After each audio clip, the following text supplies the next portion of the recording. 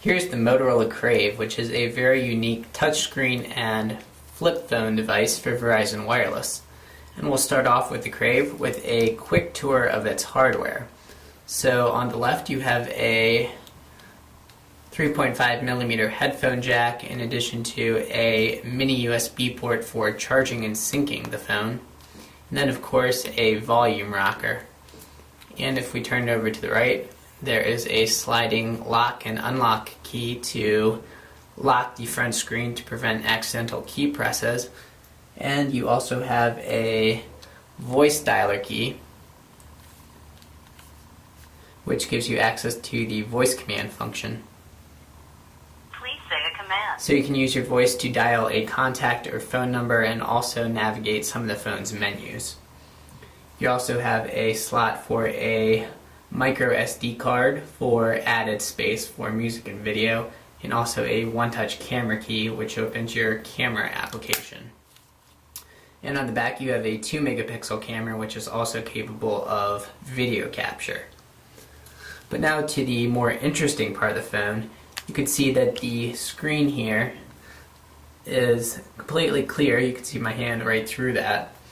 And you can see that your earpiece is also located on the screen.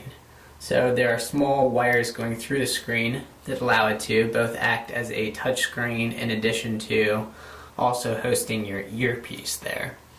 So you can use the screen to access your music.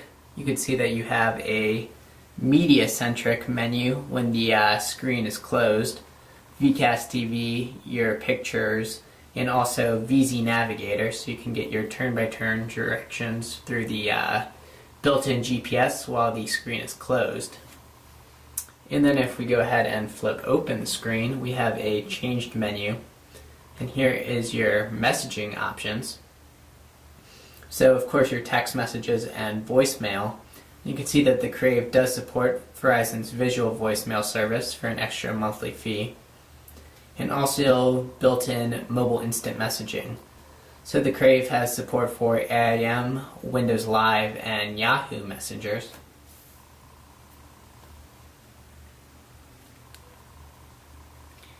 And also mobile email support.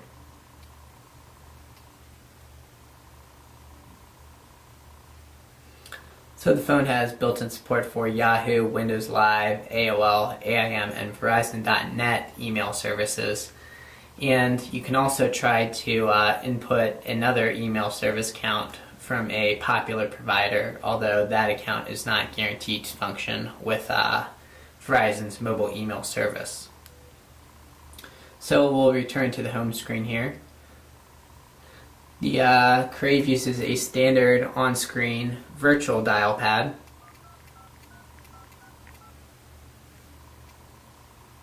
And also uses a virtual QWERTY keypad. So we'll show you that real quick. So you can text in portrait mode and use a function similar to T9 messaging. Motorola is calling it iTap. To type your message in portrait mode, so we'll say hello. Or you can also switch over to landscape mode using the built-in accelerometer to continue typing your message with the full QWERTY keypad.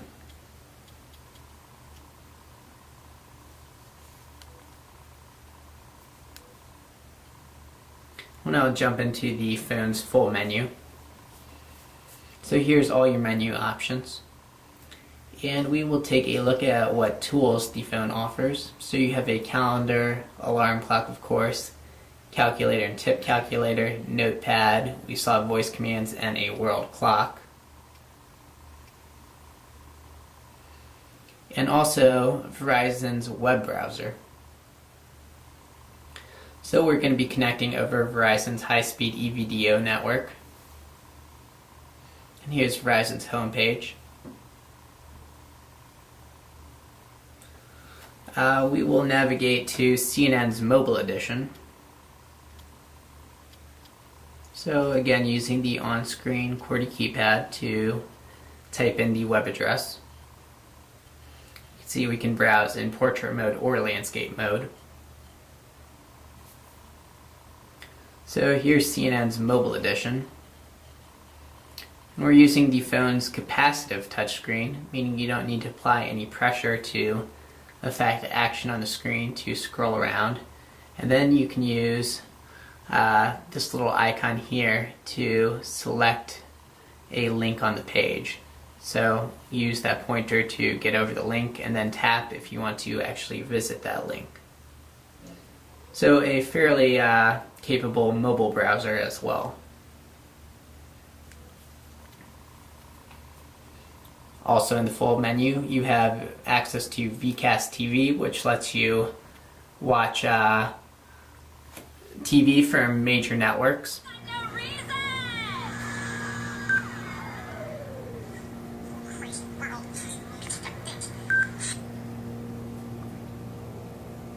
Seems like there is no end in sight.